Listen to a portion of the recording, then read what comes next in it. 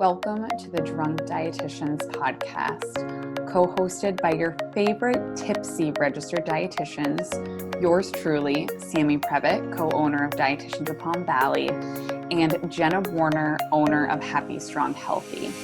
Us dietitian besties can't stand diet culture bullshit and love keeping it real. Our mission is for all humans to believe that they are made for so much more than chasing a smaller body. We are also here to share with you that food can be fun and pleasurable again. Although we're medical professionals, we are human too. We are not afraid to share our deepest secrets and how years of our lives were taken by diet culture. We started this podcast so no human has to feel alone in their journey towards food freedom. So grab your favorite cocktail and join us for our favorite casual happy hour and expect to laugh, cry, learn, and grow. Cheers. Alrighty, guys, welcome back to another episode of Drunk Dietitians. We are so excited for our guest today. We have Miss Brianna Campos, or she goes by Bree, or most of you might know her as Body Image with Bree. She is the owner of Life Points Counseling. She's a licensed professional counselor in the state of New Jersey, which Jenna is really excited about. She has a really special, or she has a specialty in eating disorder recovery, but she also has a special place in her heart for body image, and we're going to get into that. She is a health at every size provider, or HAES as we like to call it.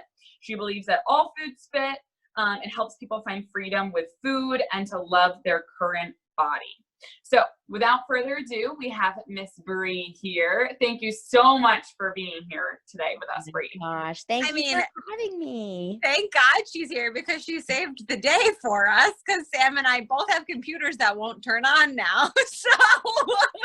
Yep. So without Bree, we literally wouldn't have a recording. So thank God for Bree today. But so before we really just jump in, because Jenna and I were both so excited for this episode, I'm going to let Jenna take over a quick rapid fire just to get to know you outside of nutrition, body image, all that fun stuff. So she's going to take it away. So as you can imagine, I haven't written them down today because that's the flow of how today is going. However, I have them on the top of my head. Perfect. So, here we go. Wine or beer? Wine. Coffee or tea? Coffee. Tequila or vodka? Vodka. Woohoo! Sand or snow? Sand. Netflix and chill or night out on the town? Netflix and chill. Cheers to that. Cats or dogs? Cats. Okay, this is a big one. Peanut butter that is crunchy or smooth? Smooth. I really thought we had something going here, Bree. I really did. Okay, last one. If you could have one thing in limitless quantities that cannot be money, what would it be? Cats. Cats. I said dogs on mine. That's amazing. Literally, like, all I want to do is just get all these cats to come snuggle with me. That's like what I want right now. My dog. I gave my dog an appearance today. No, probably not. He's sleeping. Oh, yeah. So now, for everybody listening, these two dropped like a really big bomb on me right before we started recording and said, "Oh wait, we'll talk about this when we start." And so now I just need to know. So Bree's in New Jersey, and you spoke to dietitians that Sammy and I used to work with recently. Can you tell me more about this? So it was actually, I know I said February, but I'm pretty sure it was like February or March of last year. Okay. So my day job, I know I have my own little side hustle, but my day job, I work with kids between the ages of 4 and 21. I work for an agency. We do in-home counseling. I was working with a kid. She was 20, and she was demonstrating some signs of disordered eating. And I was like, I can't help you with, what to eat. So I was like, why don't we go see a dietitian? And I know the dietitians at a certain grocery store, right? They are free. And so I went with her, and we would sit together, and I counted it as part of my session, and the dietitian was helping her figure out like what foods, and we were just taking this like approach together, and it was really cool. And the dietitian and I became friends. And then I hosted a free body image workshop, and the dietitian was like, hey, I sent this to my boss and they loved it, and they want to know if you want to come speak to us about eating like this is so amazing. I so wish I was there. I wish somebody would have been like, hey Jenna, you would love to come back and see this awesome presentation. It was awesome. It was really cool. It was like the first time as a professional getting to speak like to other professionals. And so I had tons of like gremlins. I was like, oh my God, they're going to attack me. They're like dietitians. They're going to be like, blah, blah, blah. They were so kind, encouraging. They asked really good questions. I still think there's a lot of work that needs to be done. Yeah. But I befriended a couple of them. And so it's cool to just continue to plant these seeds of, education. Yeah. Oh, that's amazing. Yeah. I know Jenna and I, coming from that field in the supermarket, like this piece of like body image, body respect, like totally missing from that. So just the fact that you're able to plant a seed is amazing.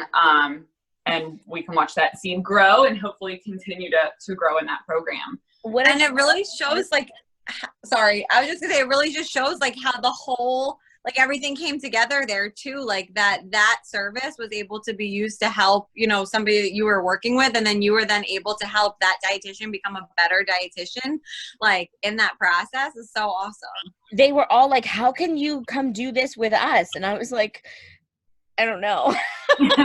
You're like, you need to talk to your boss for that one. Right. Like I was like, oh, how cool would it be if the supermarket also hired a therapist? Mm-hmm. It would be, and it would be necessary because I'm sure there's a lot of breakdowns that happen in grocery stores. True. But here's what I was gonna say is that like many dietitians that I talk to say like with your guys' training, you're taught to find a solution. Right? It's like, here's the problem. Let's fix it. And that's not my training at all. My training is let's just explore it. Let's sit in it. Let's just be present in it. And so I think it's hard for dietitians when people come to them and they're like, I'm uncomfortable in my body. I like all of these things. It's like, okay, well, we can fix it rather than let's just sit in it. Let's just, yeah I feel that, you're not alone in that. Yeah. That validation piece. That's awesome. And I think, I forget who, was it Fiona Sutherland, maybe? I don't remember. It was a podcast I was listening to. I think it was her and Fiona Willer, and they were talking about how dietitians like use weight loss as they called it their party trick, right? Like they feel like people are coming to them to say like exactly what you just said, like there's problems with my body, here, let me fix it. And then people feel like, okay, she knows how to fix it. And it's like this cycle then of other stuff. We can get into that later, but I agree shit. with you. Cycle of shit, okay? Yeah, cycle of bullshit. But so first, I think it's important for our listeners to hear from you, Bree. Like, give us, it can be as short or as long as you want, but just really how you ended up doing what you're doing now, just like your why of why what you do. Yeah. So I always share, because people will be listening to this, I imagine, right? Yeah. Now, look, okay. So, you can't see me, but I've lived life in a larger body. I live life in a larger body. And I really struggled with learning how to make peace with my body without changing it. I always thought that in order to be at peace with myself, I needed to like how I looked. And so my entire life journey was about changing my body. And it wasn't until I got to graduate school, and I always share this tidbit of I was in therapy required by my school because I was going to school for counseling. And I said to my therapist, who did not identify as health at every size, I think she would now. She was like, I think I said something like, I just want to be healthy. And then she asked me what health meant to me. Like, what does health look like? And I think I said something about like, I just want to feel normal around food, and I want to, exercise daily, and, make sure I'm eating fruits and vegetables. And so she said, so then you are healthy. And I was like, no, no, no. I also need to be thin. And she said, okay, so for you, health also means being smaller. And I was like, no, I just know that that's what it means. And I got very defensive, and I was very adamant that this is what health means. And it was the first time that maladaptive thought was ever challenged, because most of the time people were like, oh, good for you. Congratulations. I'm so proud of you. It was the first time of like, well, wait a second. What you're saying, is it matching up with what you're doing? And so it was from there that I really started deep into my own body image journey for the first time, I think, in my life. And I also was simultaneously working at an eating disorder clinic. I always share, I never had an eating disorder. I definitely struggled with disordered eating and probably body dysmorphia, but never had a full-fledged eating disorder. And so I remember as soon as I started working at this clinic, that cognitive dissonance, right? That piece of my thoughts and beliefs not matching up with my actions was really starting to be challenged. Like, I would sit with girls and I would tell them, like, your body doesn't matter. You can eat foods. Like, it's okay if your body gets bigger. But there was a different set of rules for me. And I really had to wrestle through why is what I'm saying to them different than what I'm saying to me? And what I really came down to was that it was okay for me because I was in a larger body. And that's what society has set apart from my entire life. That behaviors that are seen in clients with eating disorders are celebrated in larger bodies when we practice those same habits, all for the namesake of health. And so it was a very long, tumultuous journey. And I remember being in therapy, lots of tears, and my therapist, she said I would diagnose you with the depression in the area of body image because it was just so hopeless. And now I know that's body dysmorphia, because there was no space in my mind that I would be able to have freedom with my body unless my body changed. And over time, I literally had just looked at this post, and it was talking about conditioning and neuroplasticity. I don't know if you're familiar with those terms. And so my brain had, my thoughts had been conditioned over time that being in a larger body is bad. And I was trying to undo that thought while still living in a larger body. And that's hard. And there were so many nuances and caveats to the body image. There's the family acceptance piece of feeling like, I feel like I have failed in this area, that people are going to look at me and they're going to assume that I'm unhealthy just by looking at my body size. That people pleasing part of me is never going to be able to, I'm never going to be able to make everybody happy because I'm not the size body that they want me to be. There is this fat phobic piece of just not being welcomed in society that I used to internalize when I didn't fit in an airplane seat or in a classroom seat, that it was my fault, rather than why is this allowed? Why is society allowed to excommunicate me from belonging? And there's just, so many different caveats that I had to go through myself. And I think the fear was, if I stepped into it, if I stepped in the ick, that I was going to be stuck forever. And really and this is why I talk a lot about body grief, because there was a lot of grieving that had to happen. I had to grieve the idea of being in a smaller body. I had to grieve the belief that I could actually make everybody happy or proud or like me or all of these things. That once I was able to grieve and I was able to, I guess, climb down the belly of the beast and find out, okay, it's dark down here, but there's light at the end. Like, there are people who don't believe this, that there's hope. That's when everything started to change for me. And I wished, when I was going through what I was going through, that I even knew about health at every size, because I didn't even know it existed.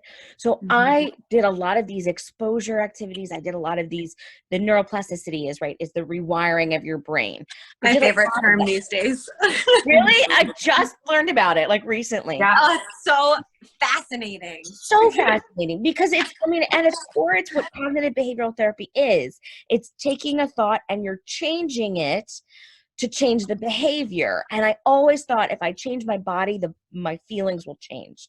And what I've come to know and experience is I changed the thoughts, and that's what changed it, not my body.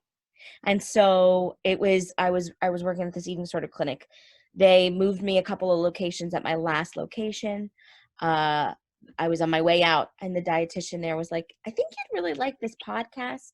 And so she sent me Chrissy Harrison's podcast, and I say, it was like a beautiful love story ever since. Once I heard Christy's words, and a beautiful love story in like reality though, because it was actually even more tumultuous afterwards. I was like, wait a second, everything that I know and believe is being challenged. But I had this base work of grief that I had just maneuvered through, that I was ready to hear it. So I always say it was a light bulb moment for me, but it was also not, I mean, there was still a lot of challenging that I had to do of my original thoughts.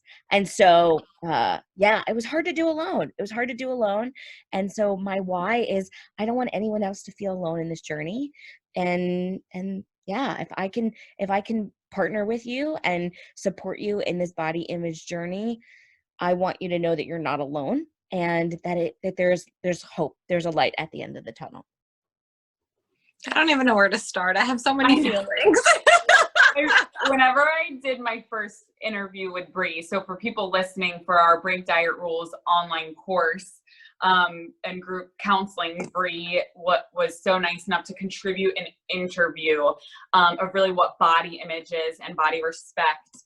And same thing, Jenna, when I heard her why, the first time, I just was like for those listening, like jaw to the ground, like life-changing.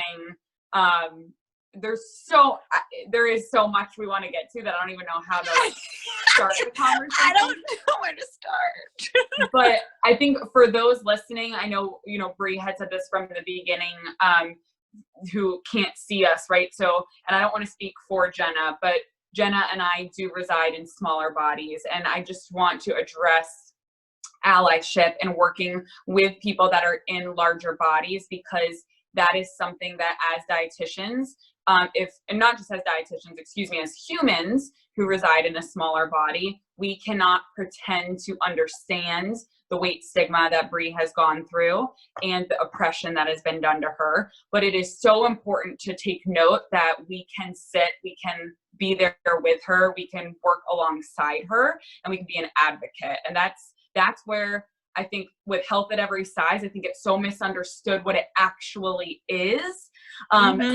This is not saying that every size body, or if we just look at someone's body, that it's healthy regardless, right? But this is understanding that every size body deserves fair health care, deserves no bias, no stigma. And so I just kind of want to start with that. Yeah. And I mean, there's so Bree, first of all, I want to be your best friend. So if we could hang out in New Jersey, and so I can hear more about everything, I would love every person I work with to work with you, because I feel and I don't know, I hope this comes off the right way, but I've come to the realization that in my own life, I've struggled with body dysmorphia since I was 9.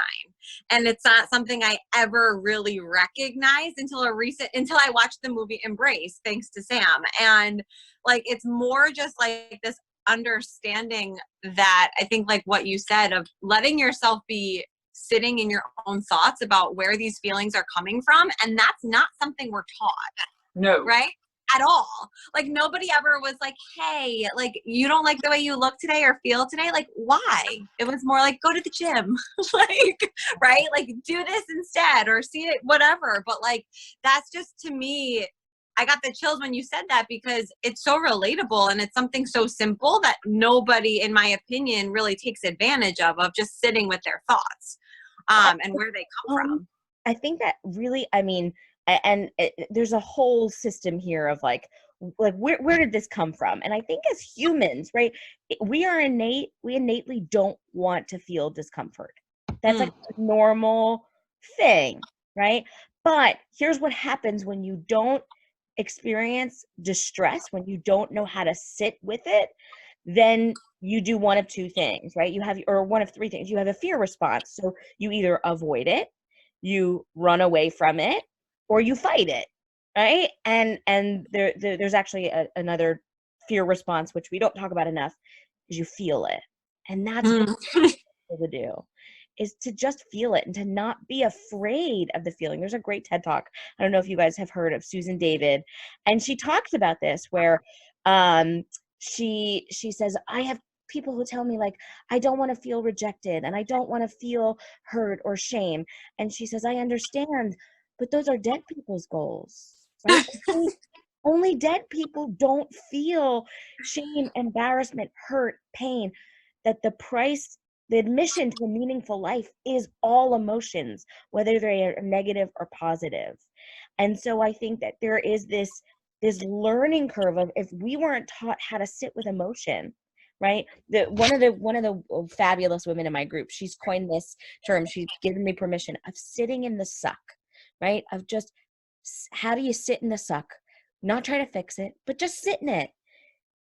It helps you to observe the feeling without judgment and to make sense of it without trying to use a maladaptive response of avoiding it, fighting it, or running away from it.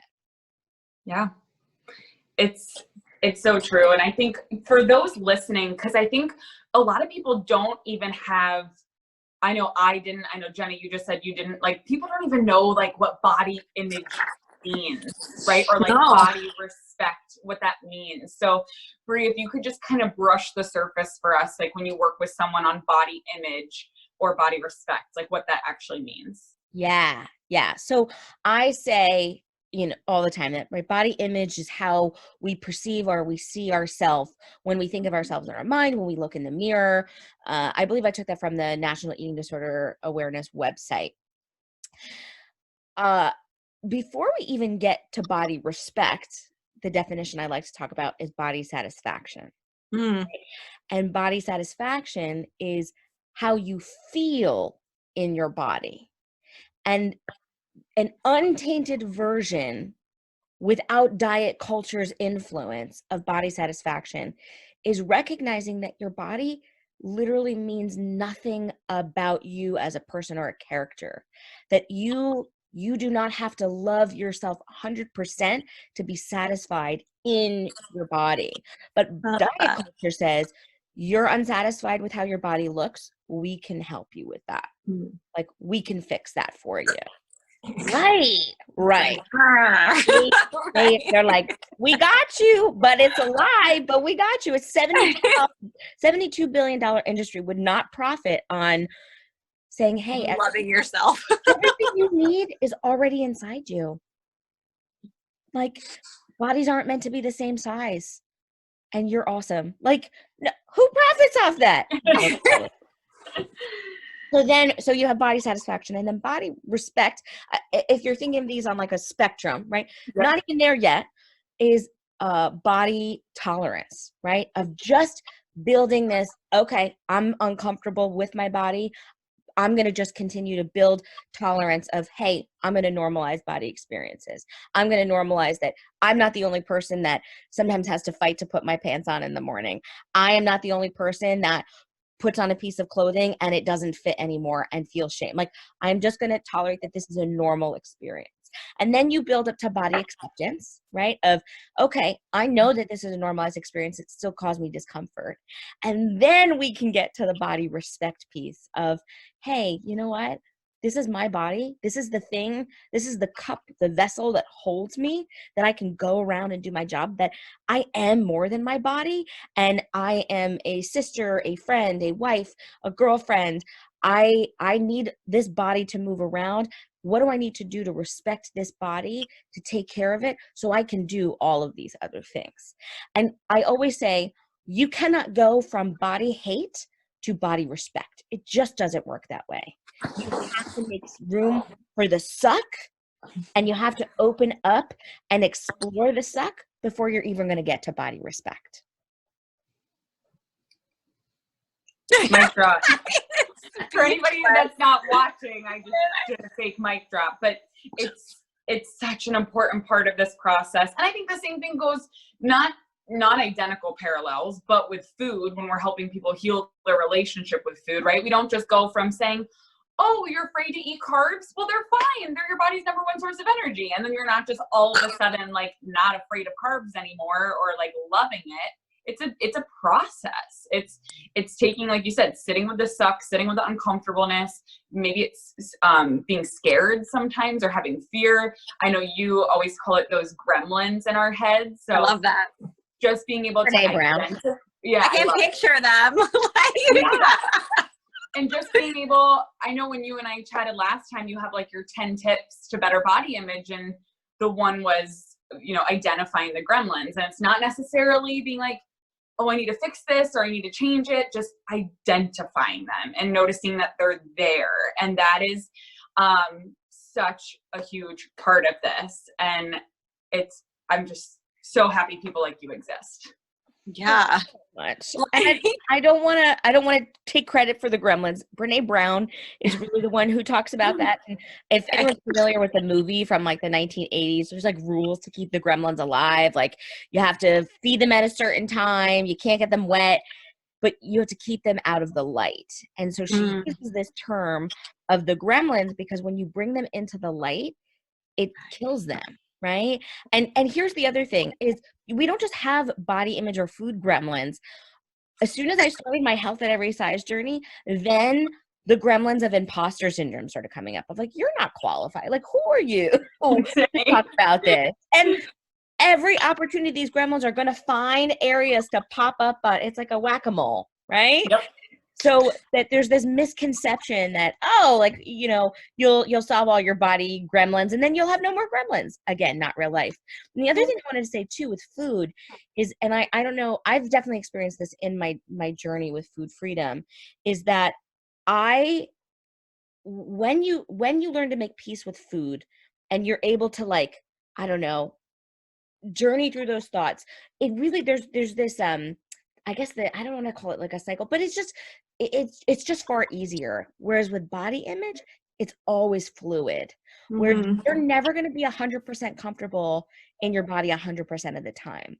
It's not a realistic expectation. And in all transparency, I've shared often on my page this week, I had the worst body image week this week, and it just sucked. And I was uncomfortable and I was frustrated, and then I had gremlins of like, oh, and you're a body image expert and you're talking about body image, and so I was like, you know what, I'm gonna just share that I'm having a really, can I curse?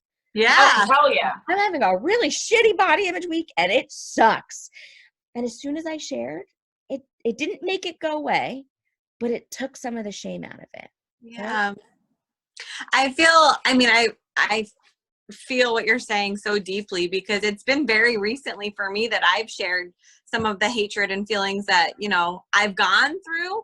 And I feel like I've really found my people now that I've talked about it. Does that make sense? Like once you bring it out, it's like, oh my God, I can relate to her and I understand that and I want to learn more. And it's like, you find the people that like you can really impact and that can really impact you. And it's just such a beautiful thing. But sharing, especially as a woman, anything that's not positive is like, we've held so much shame onto that for so long. It's just such a deep relief to be able to have, as much as I despise social media, sometimes it really can be very life-saving at the same time as well. I have to be much more grateful for what it has brought into my life, not how many hours it's taken away from my life on TikTok, but oh Lord. So. I agree with that. Yeah. So one thing I do want to kind of get into, just because I think that there's so many like ways we can go with this conversation and like subcategories we can talk about. But one thing I think that's really important for people to understand that are listening is what weight stigma is, because any size body can have body image issues, right? I think pretty much every body has body image issues. That could be a wrong statement, but I'm going to just go with it. So Bree, can you talk to us, and I know our interns had reached out to you and kind of asked for some info before we started, and you had wrote down a story of a guy at the gym, and a comment that you made for you. So I feel like that is almost like, not that defines weight stigma, but if you could give, it doesn't have to be that one, but just like examples. Yeah. And because I think everyone needs to kind of do like a self-check of like weight bias, weight stigma, things that are internalized, and how that affects this entire piece that we're talking about.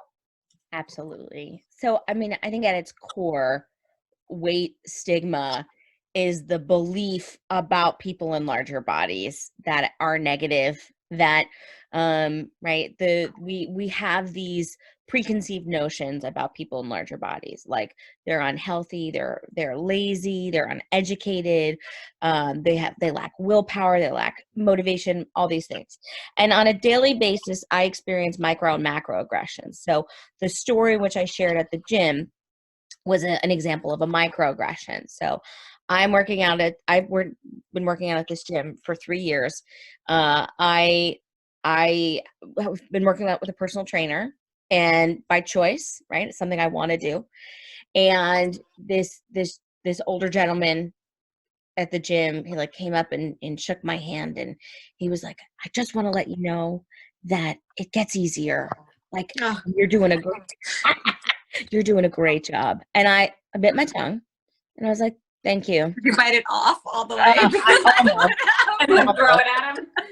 But, and this is my own like wounds of like, I'm really good at making excuses for people.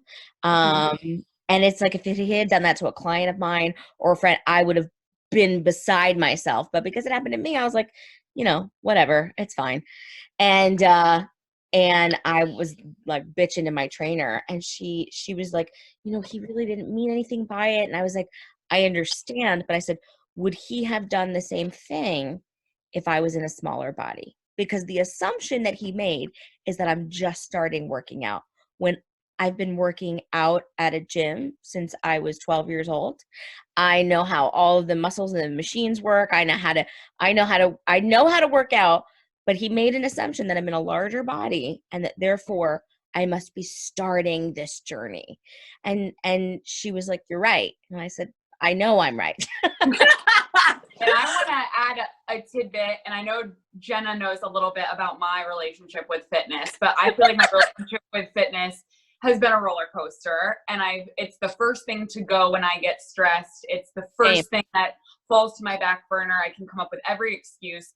And so for me, like, that's something I struggle with, and I'm going to therapy and I'll figure it out. But I'm happy to share like a similar experience, but opposite is I was checking out at a grocery store, and I get praise, right? "Oh my gosh, your body, you must work out every day." I just laughed.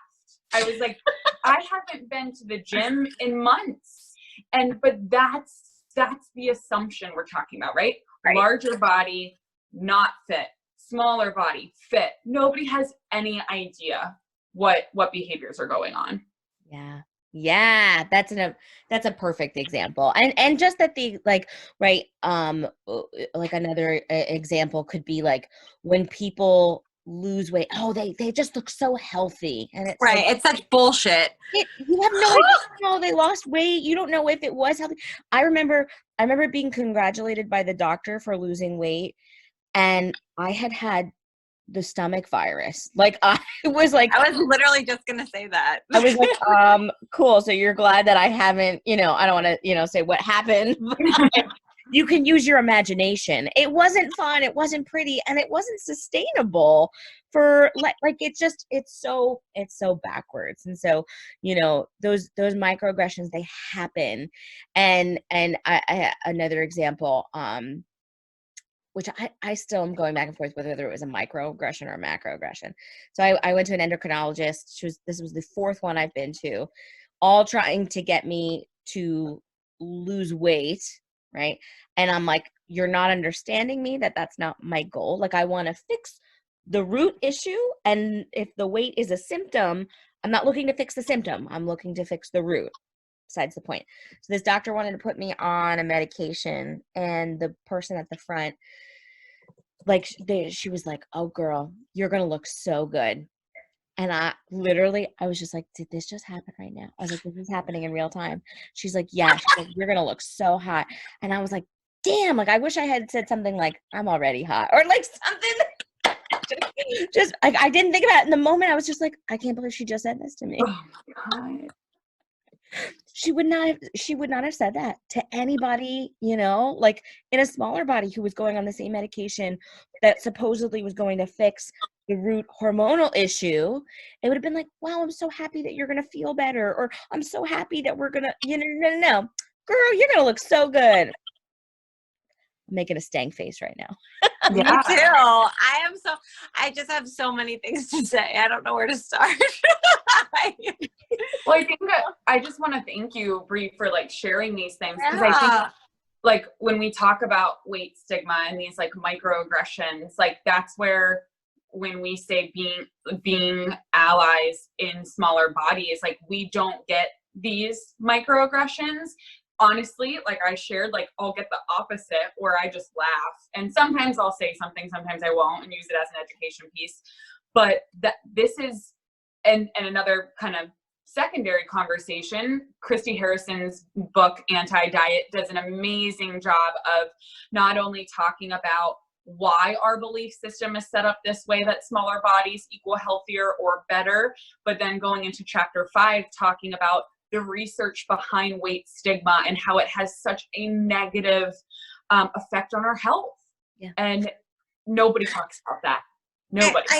I think that it goes so deep in so many different ways too, that like the big issue, and correct me if I'm wrong, the big issue is like, why the fuck are people commenting on bodies? Like that at the end of the day, like when I was my strongest, and not my smallest, but my strongest, and I was like happy, people would be like, oh, you look a little too strong. Like, oh, your muscles are like a little too big. Or like when I was really tiny, people would be like, oh my God, girl, you look amazing. And I'd be like, hey, I haven't had a period in a year, but keep celebrating me. Like, awesome. Right. And it's like, oh, you've gained a little weight. You'll come back. Like, what? Like, why? Like, this is, any size body, I think, can feel this way. But like, the biggest issue is, how do we change the conversation from, do I wear a sign that's like, if you have to comment about my body, walk the fuck away? Like, is that what we have to come down to? But like my body, I will make that shirt if you guys I will wear that sign. There was another example at my gym where there was like a trainer who posted on her Instagram page. It was about lifting, about how like lifting doesn't make women large, eating cupcakes does. And I was livid. Like I saw red. And I like messaged her, and I was like, this is food shaming and body shaming and blah, blah, blah. And she was like, no, it was just a simple post, and girls lift and get strong. I was like, if that was what you had posted, I would not have had a hard time with it. Right. Exactly. So I think that we look at people's bodies because that's what we have been conditioned to do. Right.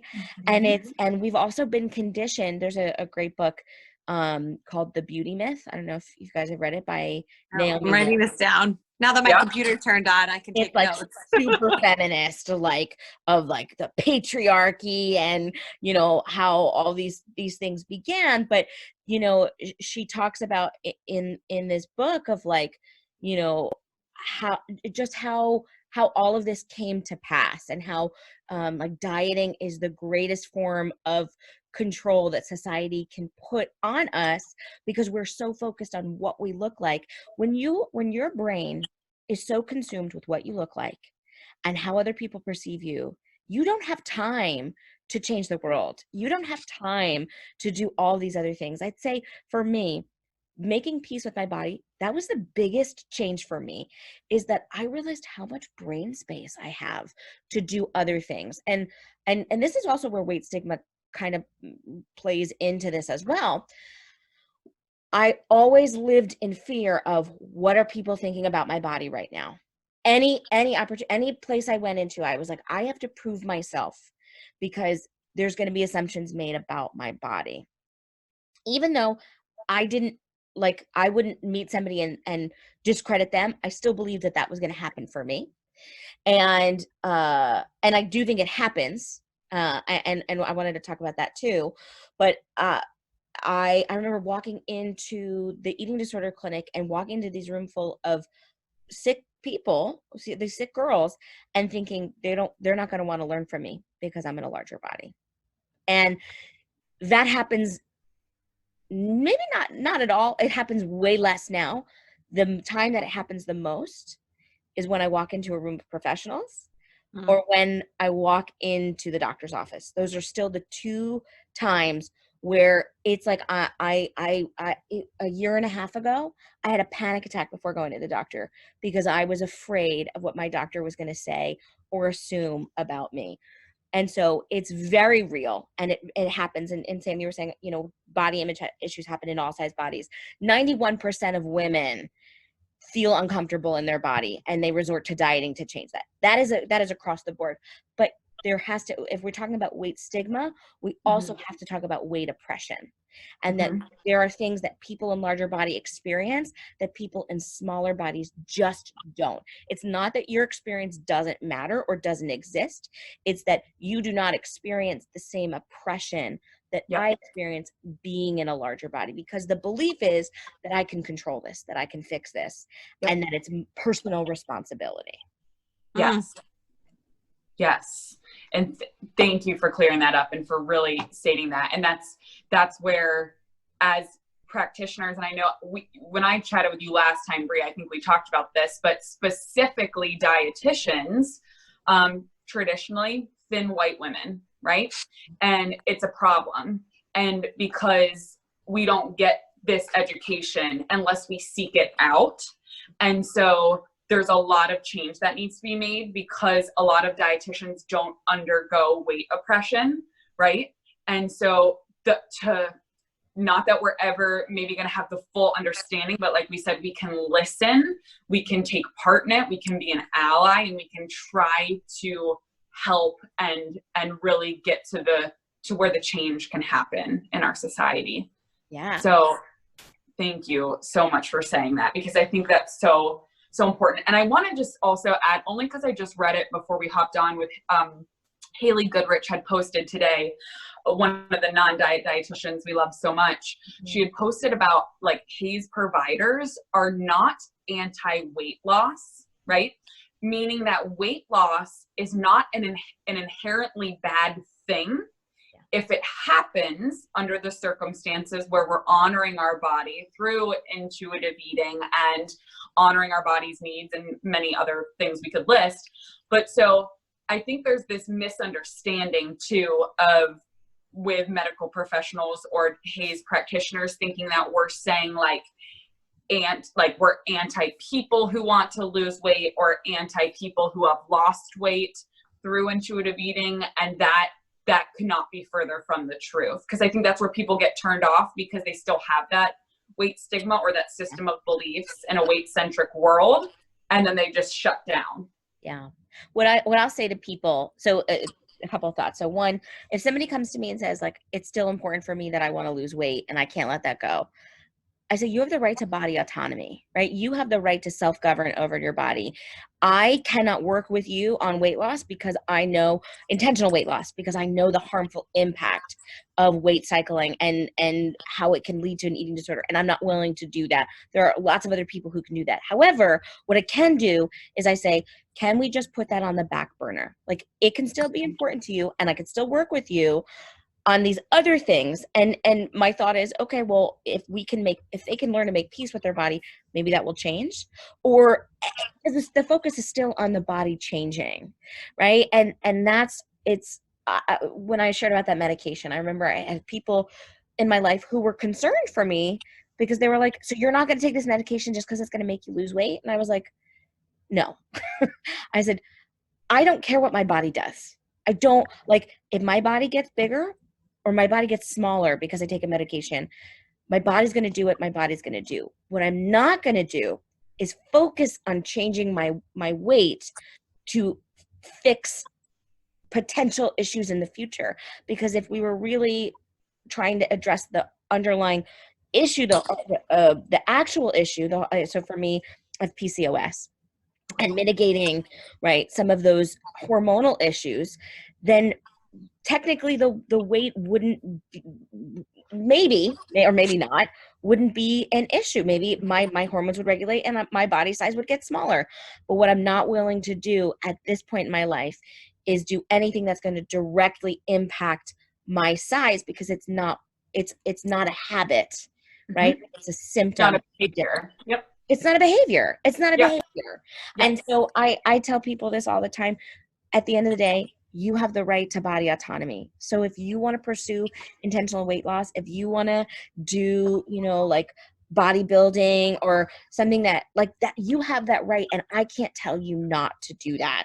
And that's really what it comes down to, is the right for you to decide what's right for you, and not for society to dictate this is what's right for everybody.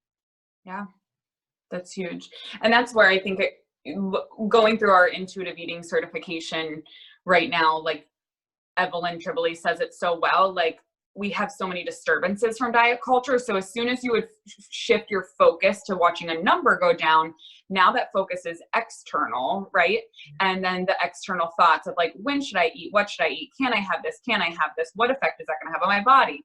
Versus building that introspective awareness and learning how to trust the body. Because to have food freedom, you can't be trying to alter your body. Yeah. My favorite part of the intuitive eating book is when Evelyn Tribole talks about the different voices that we have when so like you have like I can't even think of them off the top of my head, but like the food police, the food the nutrition informant, the informant, ally, right? And that it's like if you can look at it observationally rather than critically, then there's a difference. Like it's like like okay, so for me, I am lactose intolerant. I'm not bad when I eat dairy.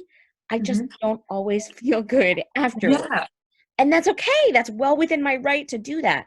I think what's complicated when it comes to body is that it's hard to be observant without being critical. And that's what sitting in the suck is all about, is learning just how to sit with feelings, observe them, and then figure out, would I say this to somebody I love or care about? Like, does this thought actually serve me in the long run? Or is this a condition that I have just been taught to believe? And it's almost like, I don't know if you guys have listened to the Dietitians Unplugged the podcast, and they had a guest talk about how diet culture is very much like a cult. For sure. Oh my God. And while we've been just indoctrinated and we take it as normalcy. So to think the opposite is like breaking away from the cult and we're going to get excommunicated. But thankfully we have our own little group over here and we welcome everybody. So it's better because we have donuts.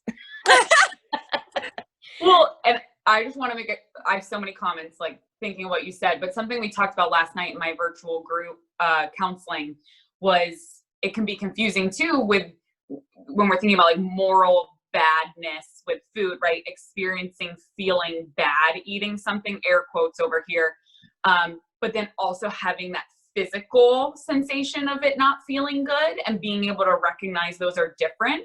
Because if we eat 7 Big Macs in a row, let's say, in one day, you're probably not going to feel physically good, right? We have the full permission to do that, but being able to recognize the morality and the physical aspect and trying to remove that judgment and that shame and that, I mean, so much easier said than done, but identifying it first. And that same thing too, like if all you ate in the day was kale, right? And that's all you ate, you still probably wouldn't feel good. No. But people will feel less badly thinking about eating kale all day than eating Big Macs all day. And why is that? And that's the thought we need to press into. But let's be honest, the person that eats kale all day hides in their closet and eats the Big Macs all night because that doesn't work, right? That is true. And I think obviously there needs to be a part 2 of this episode. So, because I have so many things, but it's funny because this kind of comes full circle. I also had a group coaching call last night, and I used an example that I overheard when I was the manager of that team of dietitians in the grocery stores. I had to like do site visits, right? And I would listen to some of the dietitians like counseling people that were in their chairs and give feedback and whatever. And I remember one day listening to a dietitian, I wish it was Sam, I wish I could give you credit for this, but listening to dietitian talk to a client who was very weight focused. And I remember her saying, let's go to the aisles really quick. And she like pulled the client into the aisles, and I was like, oh God, where is this going? And she like picked up a bag of chips, and she was like, do you see this barcode here? She was like, this bag of chips is identified by this barcode, by this number. She was like, are you a bag of chips? And the woman was like, no, and I would never eat them, or like whatever she said. But she was like, right, because she was so disordered. And she was like, do you have a barcode on your body? And she was like, no. And she's like, you're not identified by any numbers. And it was like one of like the first aha moments for me where I was like, this is so progressive. This is so forward focused. And she was like, we need to take the numbers, your barcode, like out of the conversation of how to get you the food that makes you feel good. And it kind of spiraled into that. And so I used that example in my like coaching call last night. I literally like picked apart a piece of paper and I drew a barcode and put it on my forehead. And I was like, does anybody walk around like this every day? And, you know, people were laughing, but it's the truth. Like, we're so tied to this one metric or piece of data that we can't seem to like get out of it. And it's just so beautiful to hear your story and perspective, and like to know that there's a place that we can refer our clients to really just like know and be able to connect with you or, you know, people in your network, because there's just so much more to life. Yeah, it is. And I know for the eating disorder clients that I've worked with, their biggest fear is recovering into a larger body. And there's so much there. And I am so grateful for the struggle and for the suck that I've had to experience, because I have come out the underbelly of the beast and I have gotten to the end of the tunnel. And I can confidently say that there are far worse things than being fat. There are just, life is not about that barcode, that number on the scale, that who I am as a person matters way more than what I look like on the outside. And some days it matters to me more than I want it to. And that's okay too, because I'm human. And that's that. Body image and body satisfaction is not a destination. It's a journey. And I hope that my story can give people hope and encouragement that it gets better. And even if it sucks right now, even if you've been sitting in the suck for what seems like a long time, that I can confidently say, I love my body 10 out of 10. That doesn't mean I always like my body. It doesn't mean that I'm never uncomfortable in my body, but I love my body. And that's huge for me, because there were times that I felt depressed being in my body. So. Yeah. Thank you so much for sharing, Bree. And like Jenna said, I feel like we could probably go on for like another 5 hours with you if we could. But so we usually end today's to all the episodes with like we call it a nutrition tipsy, or like a tip. So I know you have like your 10 tips to better body image, but is there like one big takeaway or one big tip that you would give anybody that's listening to this episode? On body image, on what? Anything, just like what we talked about today, like kind of like a next step, or just really anything that's on your mind. Wow, there's so much. That's a really hard question. Yeah, I guess my one big tip is to remember that no matter how you feel right now in this moment, doesn't mean that that's how you're going to think or feel forever. So even if it feels like you're stuck, even if it feels really shitty, and even if you can't see the light at the end of the tunnel, we can hold onto the light for you. And all you have to do is just keep going. That's it. That is awesome. So for anybody listening, can you tell them now? Also, we need to celebrate that you just launched a podcast. It is Body Image with Bree. So I'm so excited to listen. I know. So you have 2 subscribers right now, right here, and then of course anybody listening, I hope as well. So the podcast is Body Image with Bree, but then also let anybody listening, where's the easiest place for them to find you and find information if they want to get in touch? Sure. So right now I'm also going through my own technology issues. I'm looking to just brand Body Image with Bree as my coaching company because of state lines. I can't counsel you outside of the state of New Jersey. So I want to just stick with coaching in the area of body image, and I'm in process of creating a new website. So Instagram or email me at bodyimagewithbree@gmail.com. And I am probably going to launch another group. I started a body grievers group.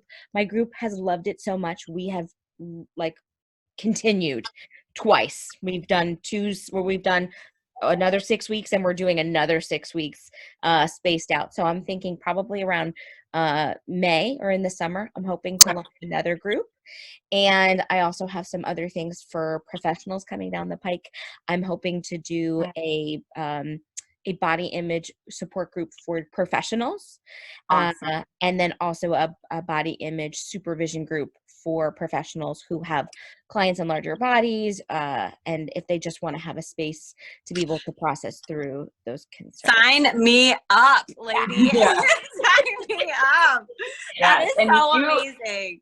You 2 need to get a referral system set up. Yeah. Well. Bree, I have so many people that I would love to send your way. And honest to God, I mean, what I didn't ask and what we haven't touched on at all today, I don't know how this time went by so fast, but I want to talk about the movie Embrace. And I also want to talk about media and things in general with you. And just to be honest with you, maybe we can let this sit for a second, but I would love to hear your reaction to society's reaction to the show This Is Us, and how brave, the storyline of they're digging into Kate's past right now, and the little things that have happened, to her and her coping mechanisms. I thought this past week's episode I watched last night, it's so fresh in my mind, was just so powerful. I feel like we could have such a powerful conversation about that. There's a whole episode on media and body image and how it's represented. I will say, in terms of representation, there's such vindication of having a large female lead who has a love interest and a baby, and it's so strong. Oh my God. And it just if 8-year-old Bree had seen that on TV, I don't know what would have been different about that.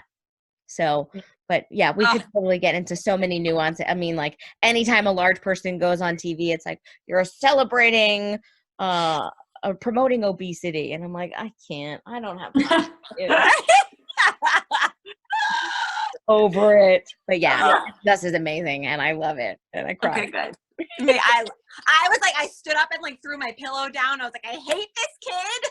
I want to find him, the boyfriend. I was losing my mind over it, but it was just so good. So seriously, this was the best hour of my day so far today. And I just literally can't wait to connect with you more. Thank you for your time and for also saving our podcast by recording it for us. Thank you guys so much for having me. It's been such an honor. Thank you, Bree. Thank you for everyone listening. Guys, thank you so much for listening and being here with us. I am virtually cheersing all of you. We absolutely loved sipping on a cocktail with you and sharing as many nutrition tipsies as possible during this episode. We know there are a ton of pods out there, and we are so appreciative of your time that you spent listening to us today. Please be sure to check out the show notes for episode details and all of our guest information. We promise to keep bringing you the best and the most knowledgeable and fun guests we possibly can. Please be sure to subscribe, like, share, and post if you enjoyed our content today. And visit us on Instagram and Facebook at Drunk Dietitians to find out what is up next for us on the pod. We absolutely love you. We appreciate you and can't wait to spend more time cheersing with you soon.